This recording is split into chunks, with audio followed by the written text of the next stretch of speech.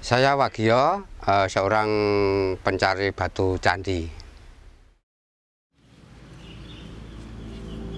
Tugas saya memang betul-betul itu. Tugas saya memang mencari batu. Hanya saja batu yang saya cari adalah batu candi.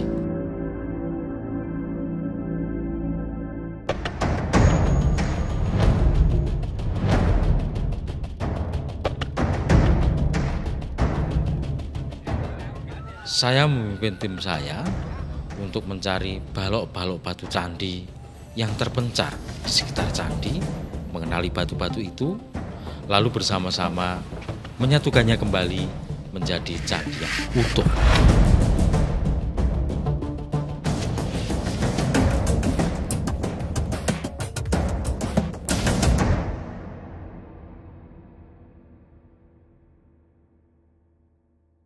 Mungkin Anda sudah tahu, tapi banyak candi tidak bertahan dengan baik dalam melewati rentang waktu dari masa bangunan-bangunan itu dibangun sampai masa sekarang.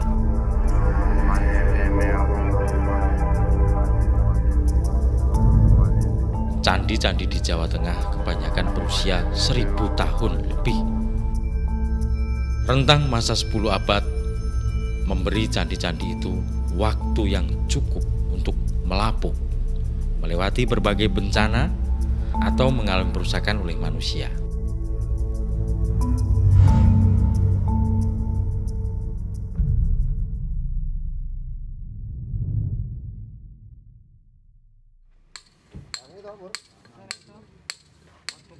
Orang-orang seperti kamilah, para pencari batu, yang kemudian dengan segala upaya membuat candi-candi kembali utuh, hampir seperti saat selesai dibangun oleh para insinyur kunonya.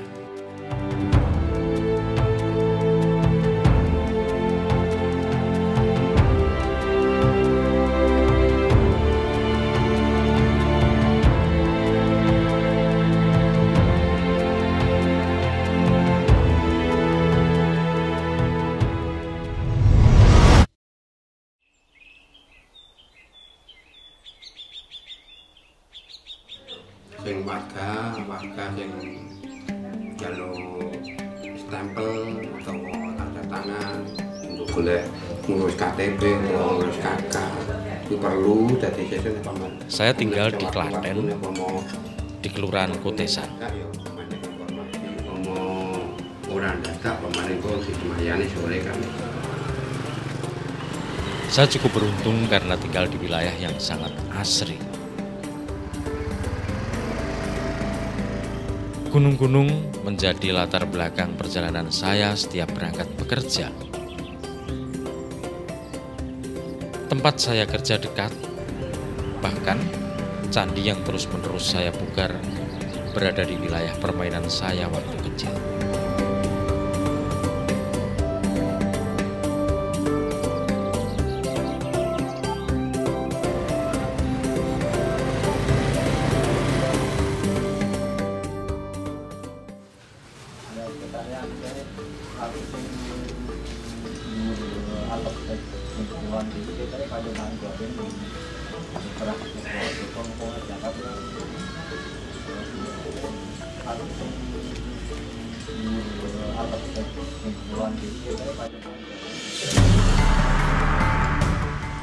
Saya sudah memugar kompleks candi ini, yaitu Candi Sewu, sejak awal bekerja di BPJB Jawa Tengah. Saya juga dipercaya oleh BPJB dalam proyek pemugaran berbagai candi lain di Jawa Tengah. Candi Silogrio dan Candi Gedong Songo hanyalah 2 dari banyak proyek yang saya kerjakan. Saya bahkan pernah diperbantukan ke BPJB Jawa Timur untuk memugar peninggalan-peninggalan kerajaan Majapahit. Tapi Candi Sewu sudah seperti rumah kedua bagi saya. Setelah berbagai tugas luar, saya selalu kembali ke sini.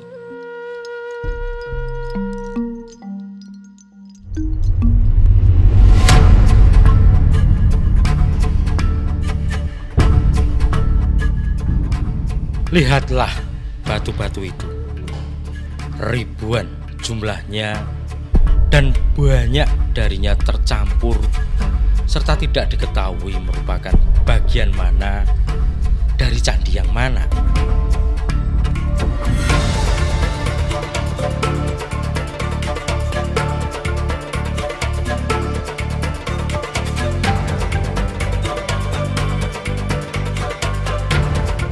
Kami harus menyusun batu-batu yang bertebal ini. Dari begini sampai menjadi begini.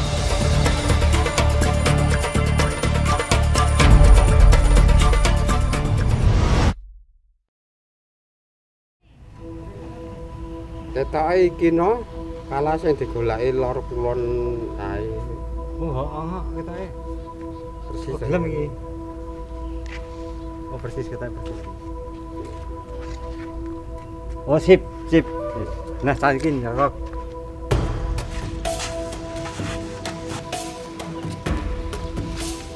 Wes.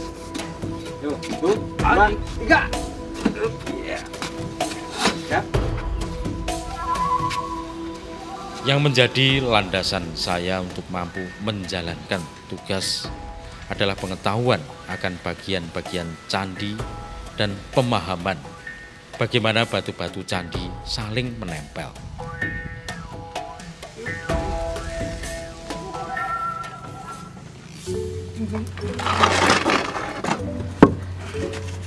Candi dibangun para empu di masa silam dengan teknik kuncian. Ada banyak kisah beredar tentang bagaimana candi yang terbuat dari batu andesit didirikan dengan perekat berupa putih telur. Itu kurang tepat. Tidak ada perekat yang dilibatkan. Batu candi disusun oleh para pembuatnya dengan teknik kuncian. Ada lubang guratan dan cekungan pada masing-masing batu candi yang dimaksudkan untuk menjadi tumpuan batu candi lainnya. Satu batu dibuat untuk menyatu hanya dengan batu yang menempel dengannya. Ini berarti tiap balok batu candi itu khas. Tidak ada balok batu yang sama persis.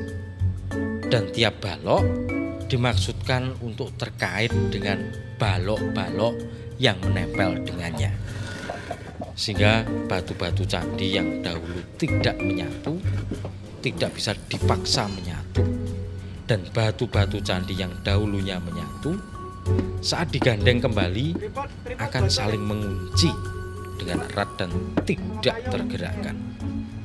Maka yang saya lakukan adalah mencari batu yang dahulunya saling menempel. Nah. Ini kerowane ngene. Walian kowe. Kerowane lagi.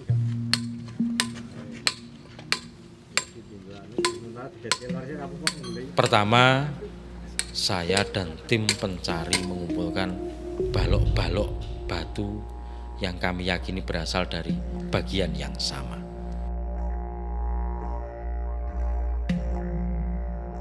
Batu bagian kaki akan kami kumpulkan dengan batu bagian kaki pula. Begitu juga dengan balok batu bagian tubuh, atap, dan puncak. Kemudian kami mengetes balok-balok itu dalam susunan percobaan. Pada dasarnya, kami membuat susunan-susunan sementara dari segmen-segmen tertentu dari candi. Ada susunan percobaan yang melibatkan bagian tertentu dari kaki candi. Dan di tempat lain, akan ada susunan percobaan lain lagi yang melibatkan segmen yang lain, misalnya bagian tertentu dari atap. Iki co, nek iso goleki ban sing durung ketemu, iki diutamake sing bagian ngarepan iki sing dhuwur kala iki. Sekitar panjangnya sekitar 30 cm iki. Coba iki diamati bareng-bareng. Oke. Iya, Mbak.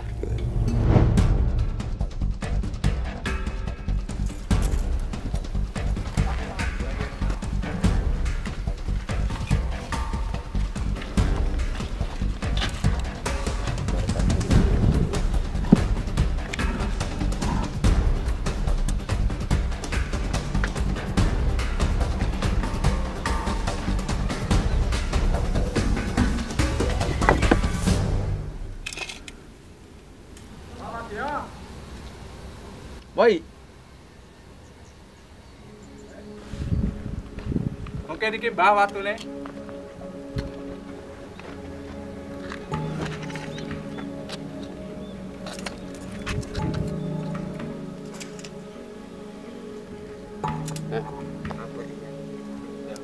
Coba ya, Pak.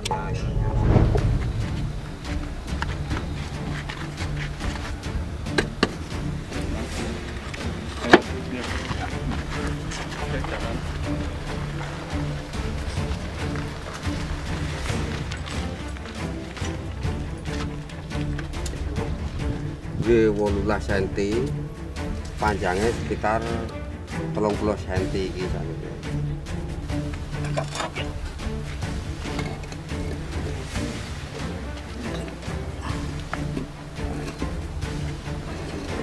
Sip. Ya. Ya. Ayo. No. Coba rene no yakinke no, iki no. Dudukane iki lho. Pas.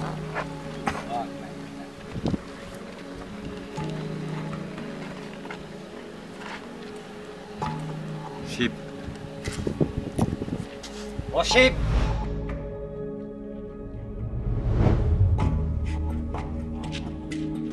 Ya, oke.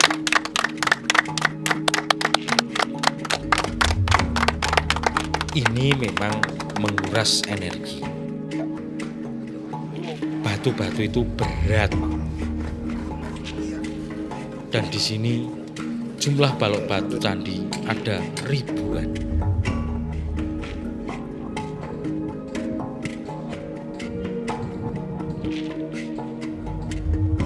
Betul-betul seperti mencari jarum di tumpukan jerami. Hanya saja jerami itu ringan. Ya khususnya kalau tim pencari ya, itu kalau bisa melihat bentuknya atau ciri-cirinya itu sudah dalam pikiran atau di benak itu sudah dalam pikiran sudah jelas istilahnya seperti kesiram air es. Ya kita kalau kita tidak bisa menemukan dalam pikiran agak lesu.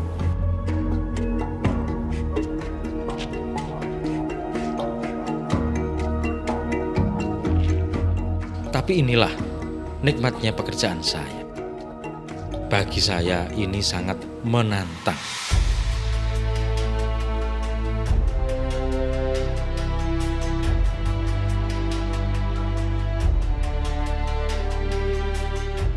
Bisa saja batu yang kami cari tertimbun di bawah batu lainnya. Tapi bisa juga batu itu berada di samping kami tanpa kami sadari. Inilah yang membuat saya dapat begitu tenggelam dalam memikirkan pemugaran.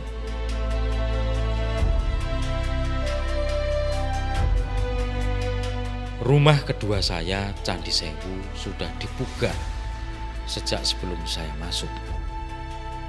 Tentu saja sekarang wujud aslinya sudah terlihat, sudah sangat jauh berkembang dibanding saat orang-orang Belanda mulai merekonstruksinya. Namun, sekali lagi, lihatlah batu-batu itu. Tidak ada waktu pasti kapan pemugaran Candi Sewu akan selesai.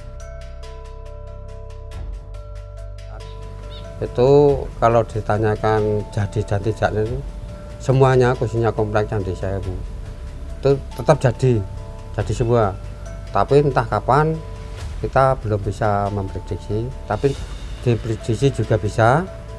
Itu karena jumlahnya di sini itu perwara itu kurang lebih 240-an, itu kemungkinan dikurangi dengan yang sudah jadi itu kurang lebih mungkin kalau di target satu anggaran atau satu tahun itu satu bangunan candi perwara, kemungkinan kalau dijadi semua kemungkinan hampir 2 abad lebih.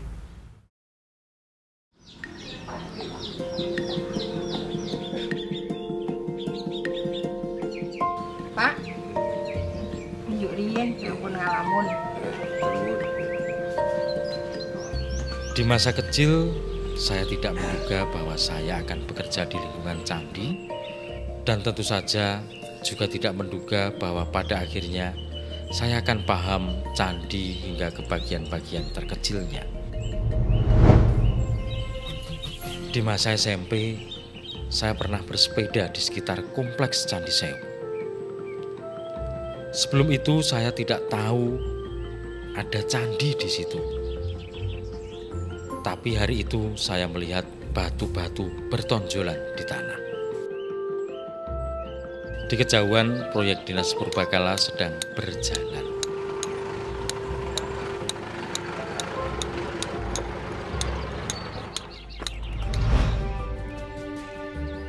Selepas SMP, saya bersekolah di bidang perkayuan. Namun ada kesempatan untuk mendaftar ke Dinas Purbakala, nama BPJB saat itu. Karena kekurangan biaya untuk bersekolah, saya memutuskan untuk mendaftar ke Dinas Purbakala.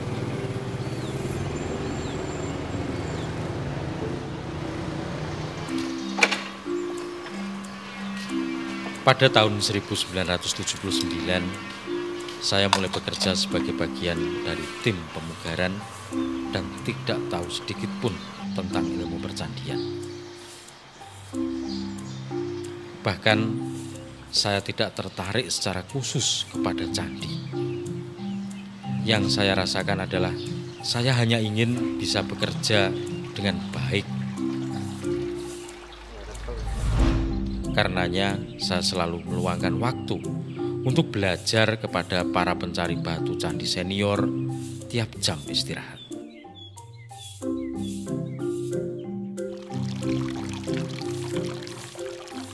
Sekedar catatan, hampir tidak ada rekan seangkatan saya yang setekun itu dalam belajar. Perlahan-lahan, saya mulai memahami ilmu candi. Saat para senior telah pensiun, sayalah salah satu pencari batu terbaik yang ada di BPJB Jawa Tengah. Bagian atas pintu ya. Pintunya.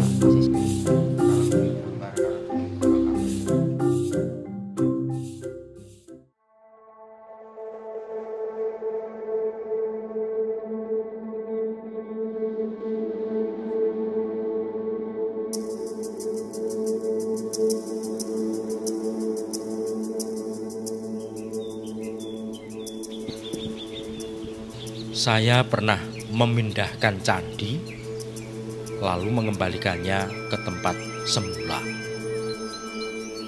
Pada tahun 1998, Candi Selogriyo yang terletak di kaki Gunung Sumbing, Magelang, longsor ke lereng bersama tanah yang menjadi tempatnya berdiri. Juga dikatakan berat ya itu karena jarak tempuhnya itu waktu dulu itu kurang lebih jarak tempuhnya kurang lebih 1 kilo. Itu masih kendala hujan, tapi tidak patah semangat waktu teman-teman itu pulang pergi bawa mantel. Dan juga di lokasi lapangan itu longsor sudah bergubang dengan bersatu dengan lumpur. Kita harus menggali dengan cangkul seberapa kedalaman itu baru kita bisa mengambilnya itu. Kemudian kami harus menyusun ulang candi itu di tempat lain dan kemudian mengembalikannya ke tanah tempat berdirinya semula yang telah diperkuat. Butuh 2 tahun hanya untuk mengumpulkan batu-batunya. Fakta lainnya, candi itu terletak di perbukitan, sehingga menggandakan perjuangan. Alhamdulillah pekerjaan selesai setelah 4 tahun. Itu adalah pengalaman yang membanggakan.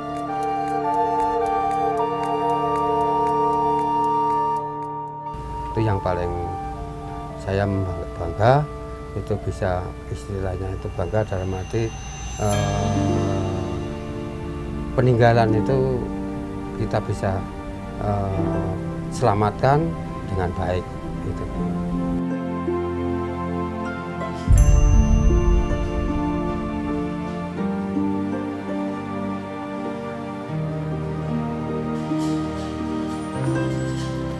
Saya adalah orang Jawa dan saya percaya bahwa ada kekuatan-kekuatan yang tak terlihat yang melingkupi bangunan-bangunan kuno. Hal-hal yang tidak rasional tentu saja tidak mempengaruhi penilaian saya dalam menentukan langkah-langkah dalam menjalankan tugas. Tapi saya tidak memungkiri bahwa saya mengalami beberapa peristiwa yang mungkin adalah peristiwa gaib.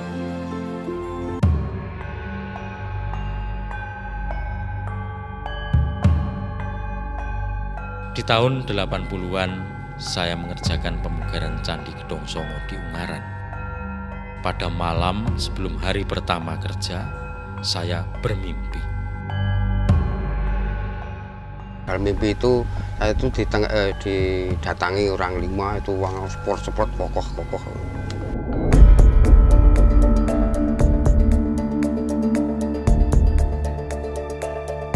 Mereka tidak mengatakan apapun, hanya mengelilingi saya. 2 hari kemudian dalam penggalian saya menemukan sebuah kotak batu atau peripeh di bawah lantai salah satu candi. Di dalam kotak batu itu ada sebuah lingga yoni dengan lingga dari emas dan yoninya terbuat dari perak. Insting saya sebagai pencari batu bereaksi. Saya tahu kadang nenek moyang menempatkan persembahan-persembahan dalam tanah dalam formasi tertentu yang secara turun-temurun disebut kiblat papat 5 pancer, 4 arah dan 1 titik pusat. Saya mencoba peruntungan saya dengan menganggap tempat penemuan pertama tadi sebagai pusat dan menduga ada 4 persembahan terpendam pada 4 mata angin yang mengelilingi tempat kotak batu ditemukan. Kami menemukan kembali kotak-kotak lainnya. Ada 4 lingga yoni semacam itu lagi di sisi lainnya.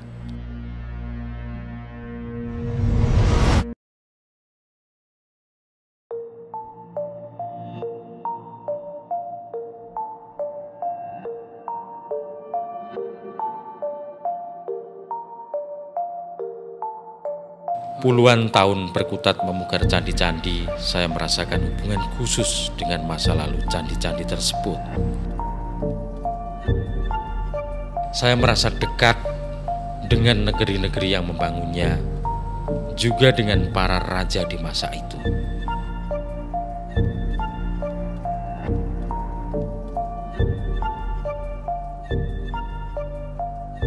Tepatnya itu pas ulang tahun Purbakala. Kalau tidak salah itu tahun 2015 ya kemarin itu saya ditunjuk dari kantor, tahu-tahu dipanggil disuruh naik panggung untuk menerima cindera mata punya juru pugar terbaik khususnya di lingkungan Candi Prambanan.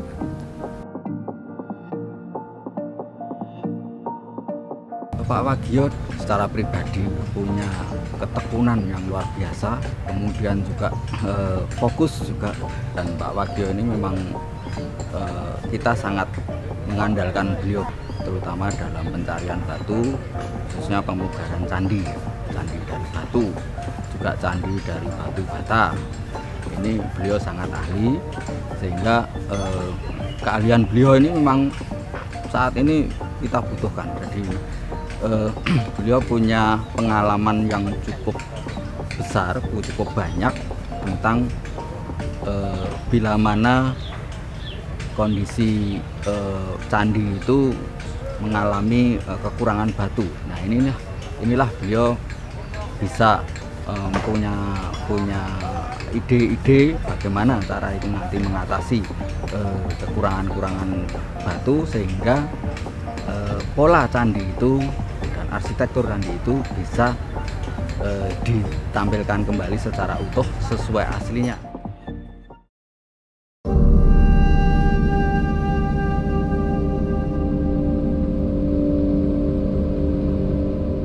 Saya tidak terlalu paham sejarah kerajaan Medang atau Mataram kuno yang membangun banyak candi di Jawa Tengah.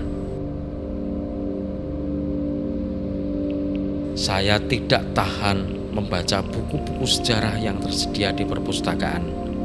Sudah tidak ada lagi waktu. Biarlah kepala saya dipusingkan oleh pencarian batu candi saja. Itulah cara saya memberikan penghormatan kepada sejarah negeri ini.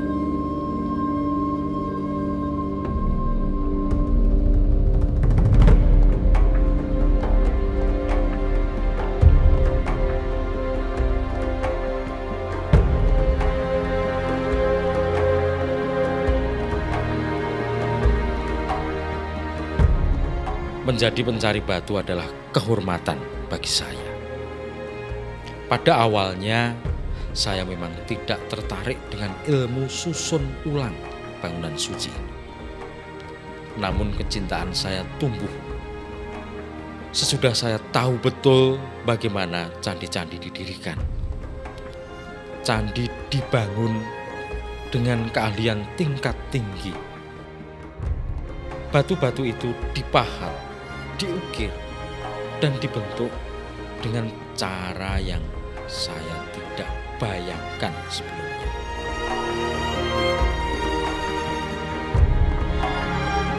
Adalah kehormatan bagi saya untuk menyusun balok-balok itu dan meninggikan kembali menara-menara itu.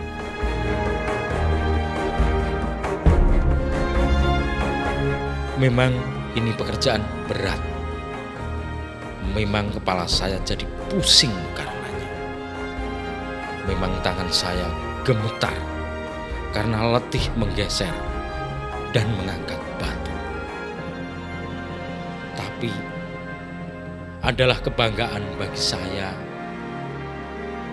karena tangan-tangan saya dapat ikut memberi sumbangsih kepada hasil kerja nenek moyang. Adalah kebanggaan bahwa tangan-tangan saya adalah tangan-tangan yang terpilih.